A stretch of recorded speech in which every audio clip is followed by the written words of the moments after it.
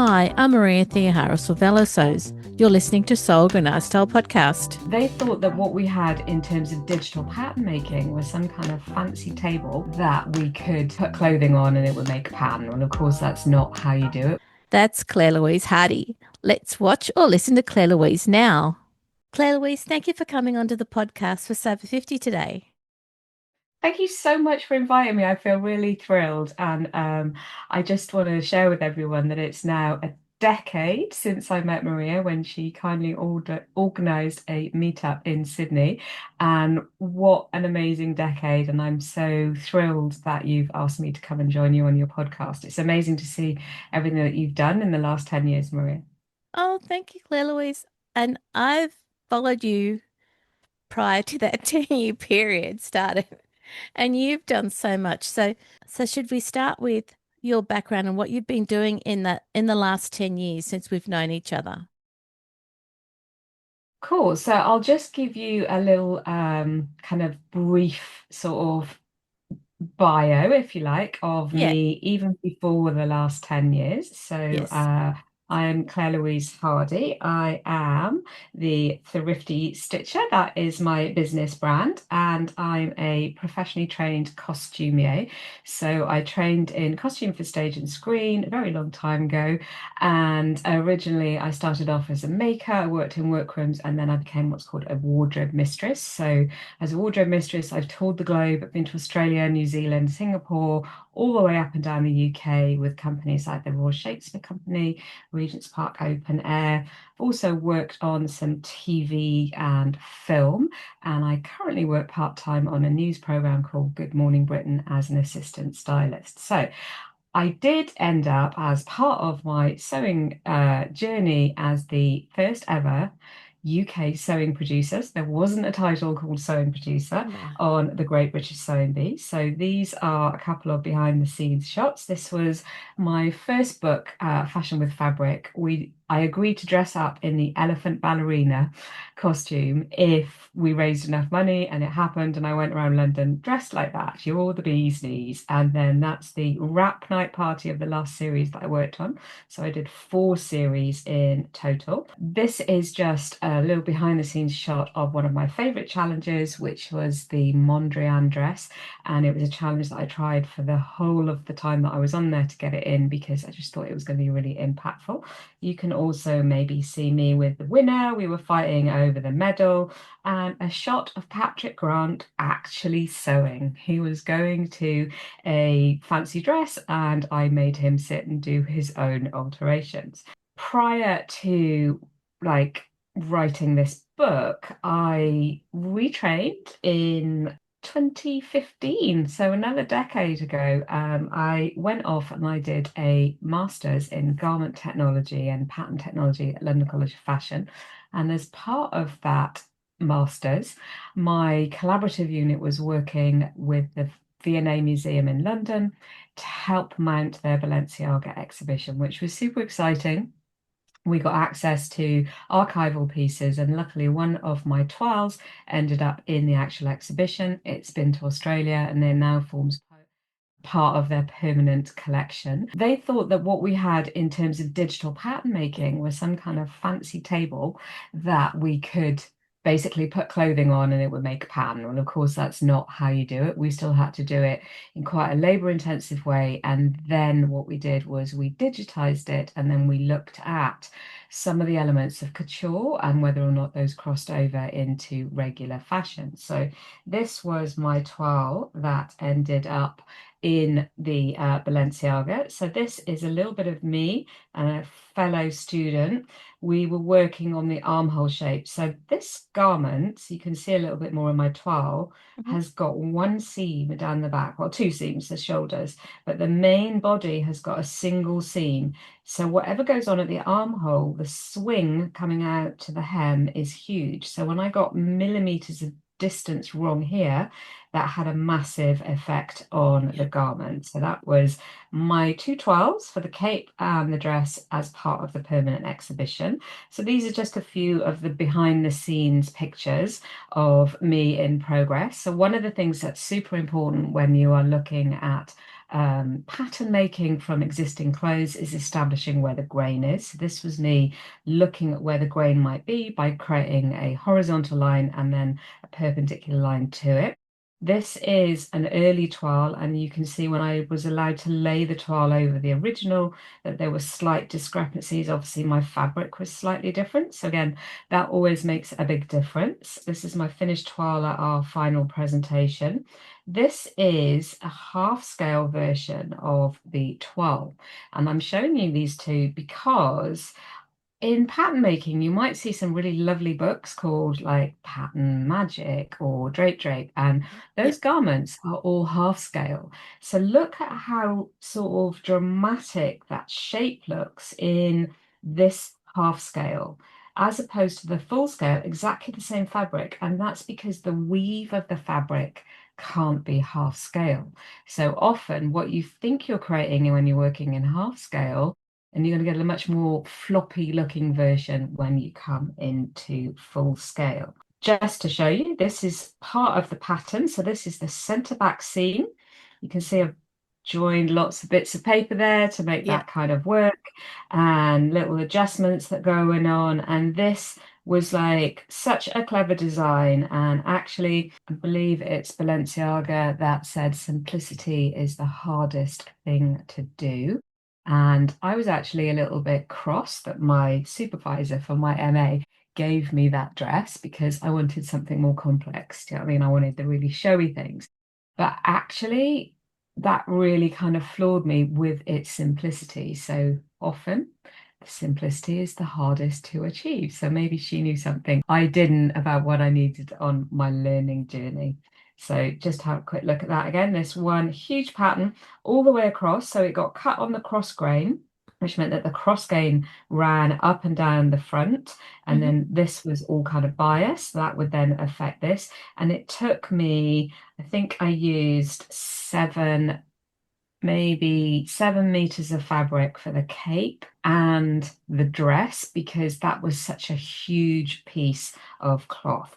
So the Balenciaga is probably, I would say, my biggest cloning project. As a costumer, something that we're often asked to do is to replicate an existing garment. So a designer will find a garment and they'll go, oh, this is perfect. And it's the perfect fit on the actor, etc., etc. But what it isn't is the right color or the right fabric, or it's so delicate that it's not going to survive the run. And so that's where I guess my journey into cloning began. All of that information that you've just given us about your background, your training, and has been put into Clone Your Clothes. And the book, it's very simple to follow.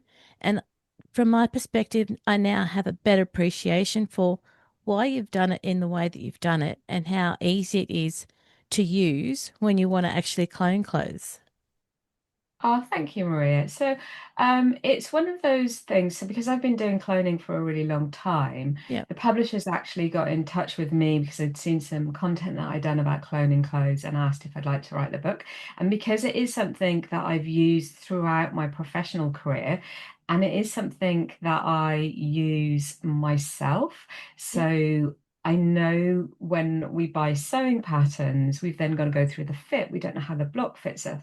If I find something I like, I've delved into middle age where I'm a repeat clothing person now. And if I find something that I like and I can't buy it anymore, so this isn't to steal designs, but let's say the style just isn't sold anymore and I want more of them, then I'm going to take that garment and clone it rather than look for a pattern similar because Yep. I'm never going to get exactly the same curves of the hem or exactly the same amount of ease. And what I wanted to do with the book when they asked me to write it was to use cloning as a sort of soft introduction to pattern making. So if you learn pattern drafting, you also have to become a designer. You've got to think up the designs. You also have to learn not just the drafting, but the style up of the pattern, all the creativity.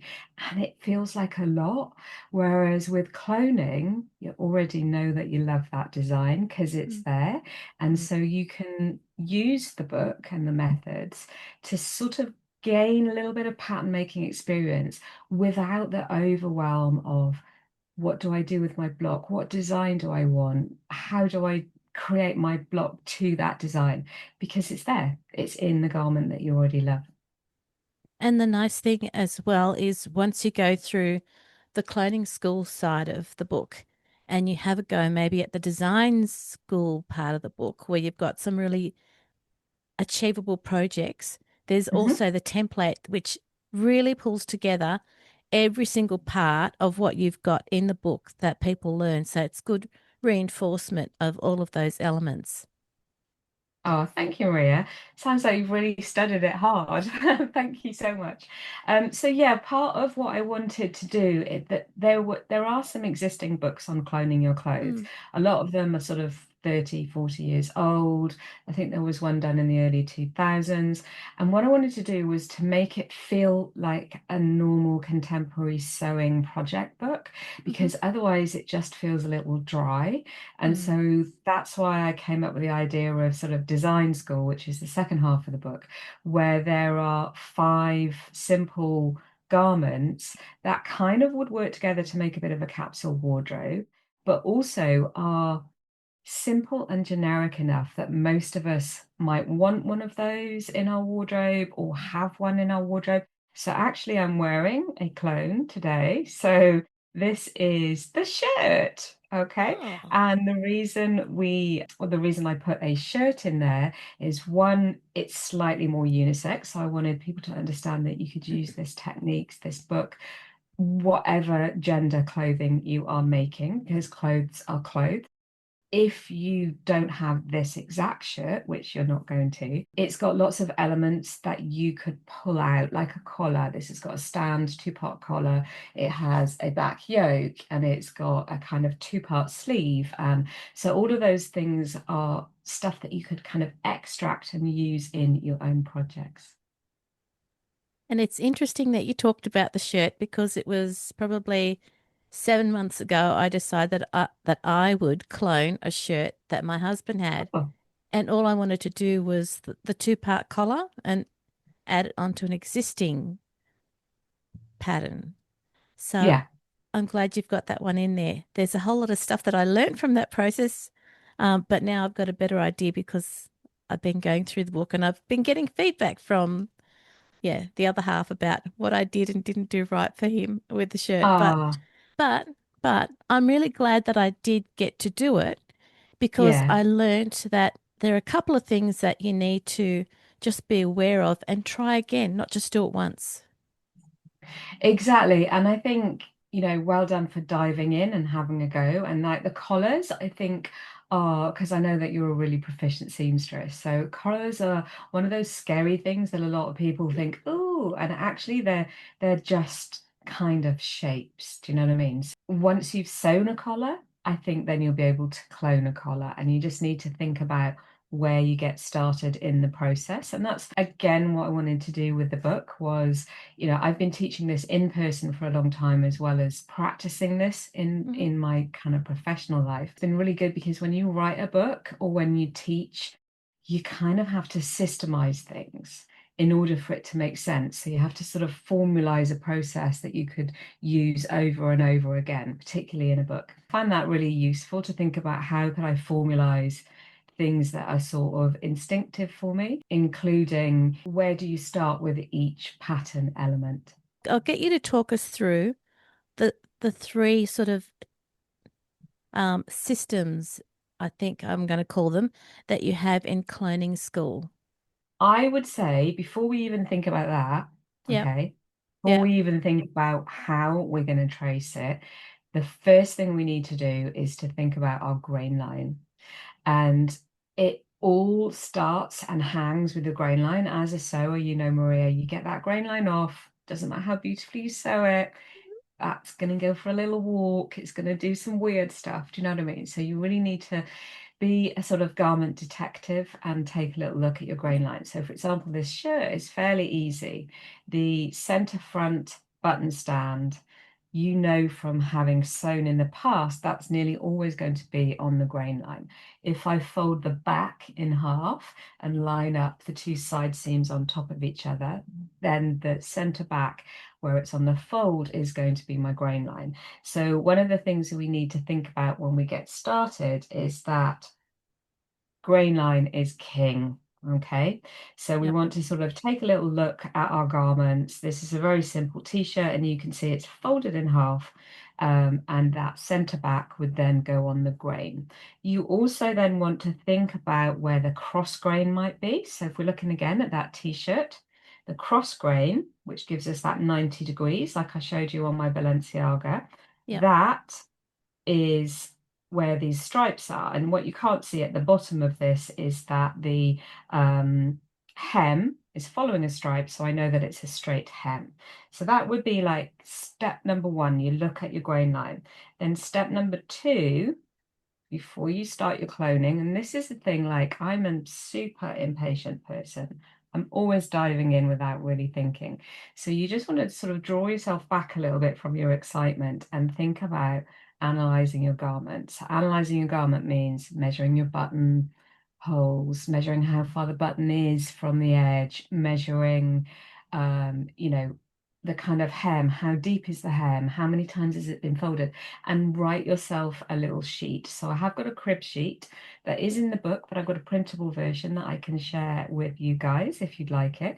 And then you can use that over and over. So if you've got a copy of the book, you don't need to write in it. So analyzing your garment is super important. Okay, so Yep. that would be like your step number two. And then this is just a little bit more about garment analysis. So I like to draw a little diagram, and then on that little diagram, I've written, all the kind of stuff. So this would be a bit like the line drawing that you get. And then you're going to write your own sewing order. Again, I know you guys want to dive straight in, and I'm making you take a little step back, but knowing how you're going to sew it is going to inform as you're looking at your garment as you take the pattern, okay? You're Yep. not going to have a set of sewing instructions like you do for a sewing project. So this is the principle that I can share with you guys, and got lots of kind of fun stuff in there. And then you're going to prepare your garment for the actual cloning. So this is a very simple t-shirt. There's no difference in the armhole height, so I could just fold it in half like this. It does mean I've got 4 layers, so that can be a little lumpy. This is a cami top that has got a dart, so I can't just fold it into half with 4 layers. So I'm opening that out like a butterfly. So I'm going to do the front and then the back.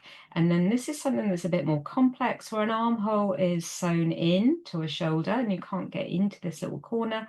Then I might lay it singly. And then we're going to look at, this is just a couple of examples of the grain line. I mark this directly onto my garment. So I Yep. folded the trousers in half and I put a little crease, or I measured, drew a line up from the hem, and then I've got that perpendicular grain line. Like I said, the shirt's a little easier, and the cami top, you're going to have to kind of look a little bit at the grain and see Mm. that on the garment. It's normally kind of in line with where the bust area is, but see where it doesn't stretch. So you are being grain line detectives here. And then we have got which methods we're going to use. So I've Yes. given you a little chart of what kind of methods you might want to use, okay? And this, again, I will share some of these slides with Maria if that's helpful for you guys. But there are 3 methods. Direct measuring, which is kind of what you think of. We're going to take a tape measure and we're going to measure it.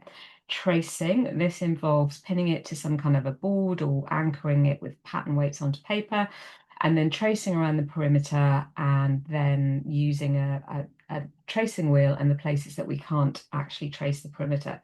And then overdraping, which is kind of using a piece of fabric over the top. And this is really useful for complicated things like a waterfall drape or pleats, asymmetric details, something where it would be very hard to try and get it flat and Mm. trace it out. And in America, they call that method the rub-off method. So I'm just going to say that.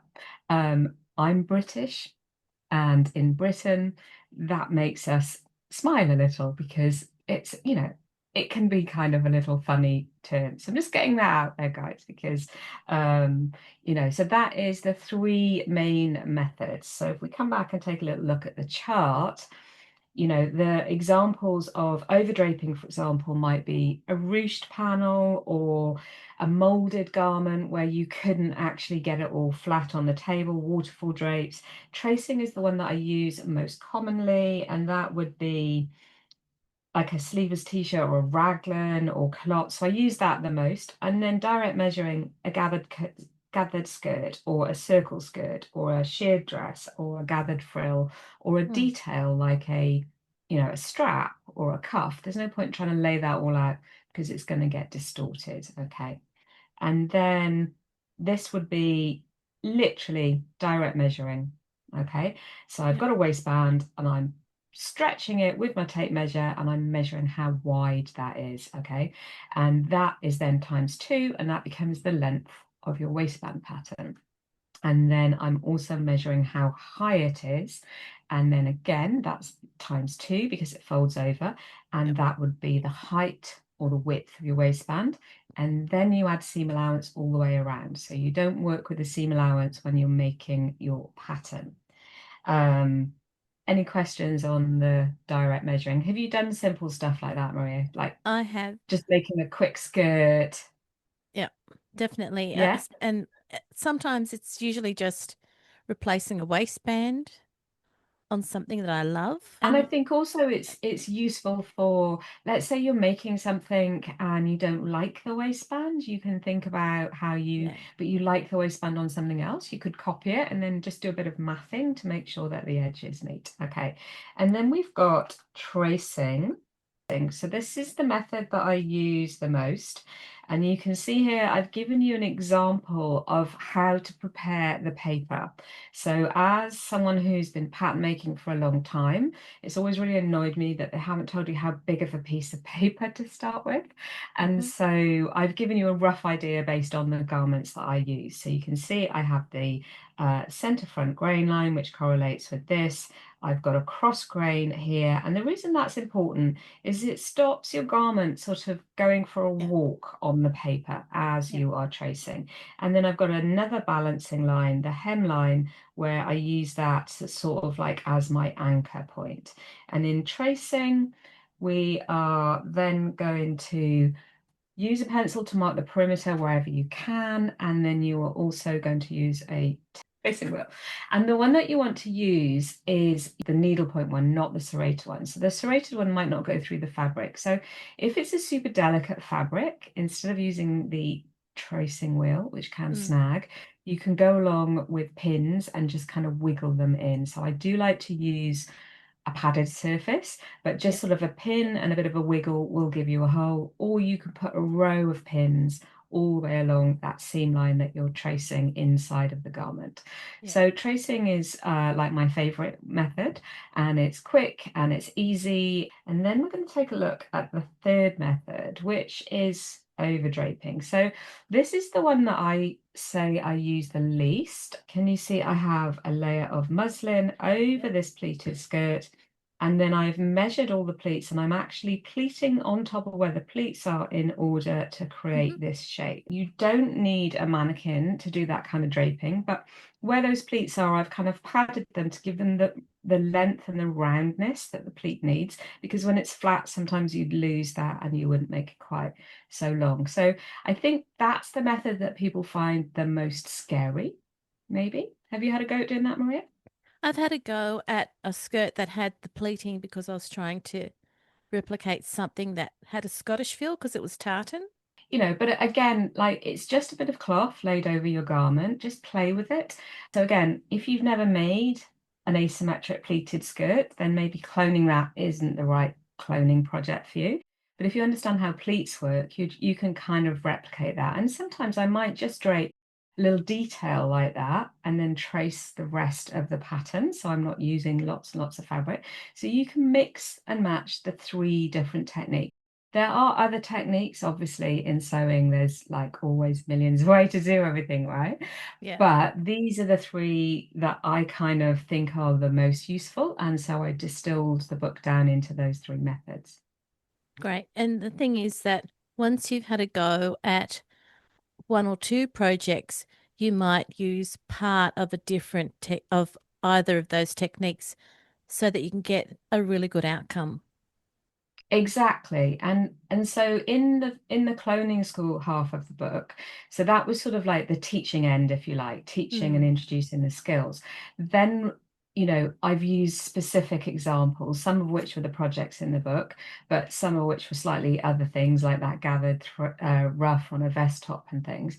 And then the projects I've then maybe expanded. So in the cloning school, I've shown you how to trace one type of dart, but as we know, there's lots of types of darts. And then in the Cami project, which comes later in the book in design school, it's a different dart. So you've got two different examples of how you might do that. And then later on in the tea dress, it's another type of dart. So again, you've got three different ways to trace a dart within the book. I think the fact that you've given us a few different examples helps us who are shapely or not shapely come up with the clone of something that suits you really well. Exactly. And I think what I wanted to do was rather than just doing it by technique, because I did look at how I would present all the kind of information and the teachings, Mhm. rather than it being technique by technique, and I'm going to give you a chapter on darts, and then I'm going to show you five or six, and it doesn't feel real. I think we need to have a go in real life. So actually cloning your own cami, which is then teaching you method number two for darts, is a better way personally to learn than just having a section which is like six ways to clone a dart. Mm. I Mm. don't know. Hopefully that was the right choice. Like I said, I've been through the book. I found it very easy to have a look and give myself some confidence that maybe what I have been doing worked, but there are a few other things that I can learn, which I'm really pleased you've got them all in the book now. Ah, thank you, Maria. I think that's the thing is that if you can sew, Mm. we've probably all had a go at sort of replicating something or cloning something. And I Yep. think within all of us is that slight imposter feeling that we feel, oh, maybe I'm not doing it right or I'm not good enough and I just wanted it to be like, here's some sort of like basic foundations just to give you a little bit of hand holding. Yes, you have been doing it all right. And then maybe these are some other tips that might make it easier. That was how I wanted it presented. And the template at the end really does bring all the elements together so that and that's what I found. That was my experience when I went through the book, is that Ah, it was a really useful template and it really showed me that, if I've skimmed something, I can actually go back to that area and have another go when I'm ready to try it again on another project. there's obviously like a little bit of learning. So I'm just going to share another little slide with you. So once you've done all your tracing, you've then got a few more steps, Yep. like there's no seam allowance. So you've got to add your own. So that's where the pattern drafting skills come in, the pattern making. Mm. But instead of you having to have drafted it from scratch, you're just kind of creating your pattern a slightly easier way, I think. For example, these are some things you might need to think about when you are Yeah. cloning Yep. is you want to true up scenes, make sure that they match. And then once you've done all of that, you are going to add your seam allowance. So I've given you a couple of examples for how you would add in seam allowance. And then once you've done all of that, you can then finish your pattern. So this is the example of the cami, and Yep. you're going to label everything. So you're going to make it look like your sewing patterns. You want to put a place to fold, you want to put a grain line, you want to put how much the seam allowance is, and then you want to put the pattern numbers. So you probably know this, Maria, but do you know how the numbers on pattern pieces work? I don't. Okay, so back in the vintage day, before we had lots of printing, we Yep. only had kind of holes and stuff cut out. Mm-hmm. So numbers were really important. So the numbers relate to where you start sewing. So you start with piece number one, and piece number two is the second piece to get joined to it.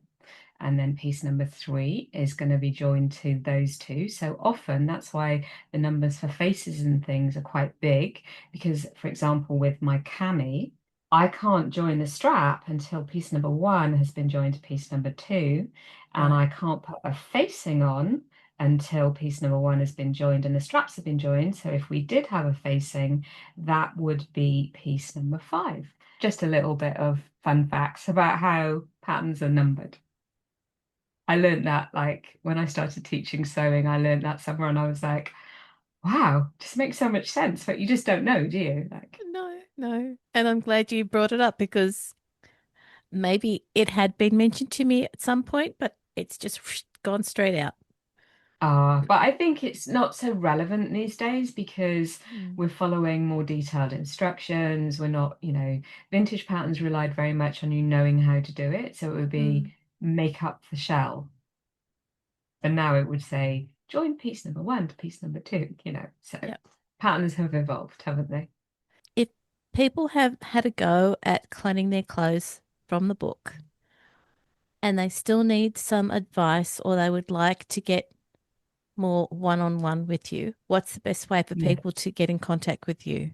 Mostly I'm on Instagram as Thrifty Stitcher, so that's like my brand name. I do run an online sewing membership called Elevate Your Sewing, which is a hybrid of a bit of live training, which then I record and that gets edited and it goes into a library. So there's a very big library and it's slightly unusual membership, I think, in that I wanted to teach skills rather than projects because Yep. if I pick a skirt project, I can guarantee that only maybe 10% of my members are going to like that project. And so the rest of them are going to feel a bit less left out. And so rather than it being based on things they had to buy and patterns and all that kind of stuff, it's more about skills. So we've got a whole section on pattern hacking and creative pattern work, and we've got a few courses on cloning. So there's some mini courses in there, and then things like how to sew in as very specific, how to sew a lap zip in. So there's just a little video on that. So you could then apply that to the project you're working on. So that's where I do most of my teaching. If you happen to be in the UK, I do also run sewing retreats, but we're sold out for 2025. And if you're a total beginner, I've got some online beginners courses, but I think anyone who is following Maria isn't going to be a total beginner because she's so skillful that I think all of your followers are also skillful. Thank you, Claire Louise. I appreciate that.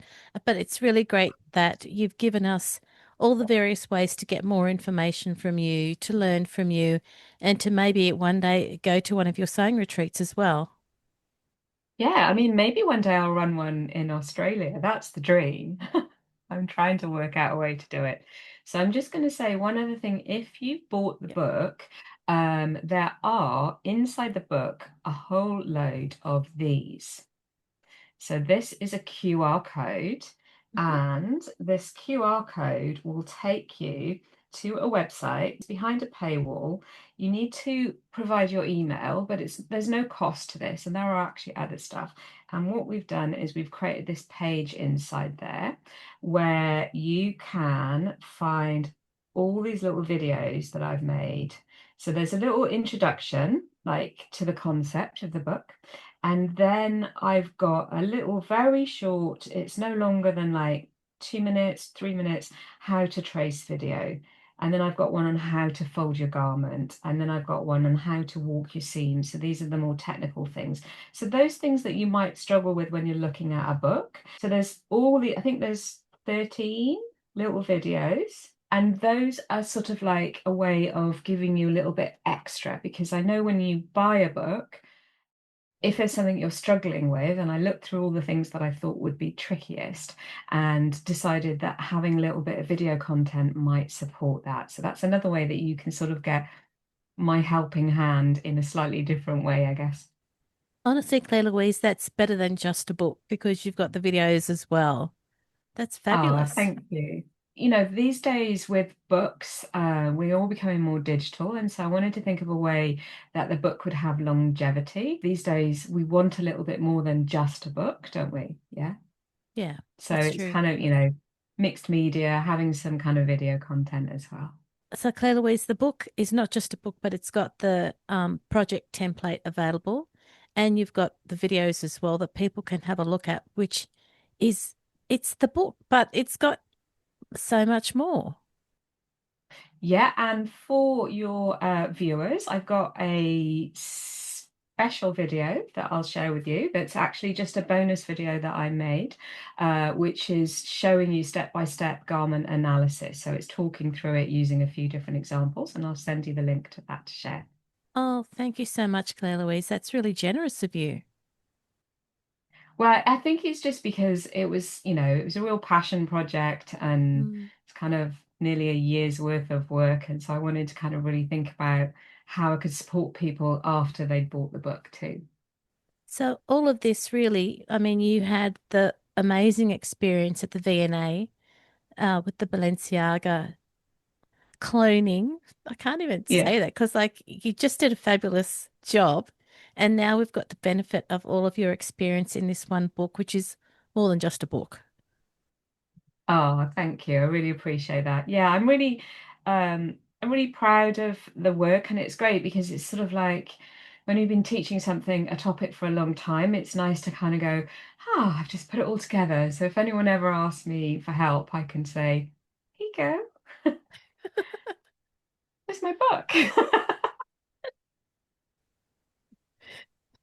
Claire Louise, thank you for coming on to the podcast for Sober 50. It's been wonderful knowing you for a decade, but even more wonderful Oh, that we've been able to talk as well.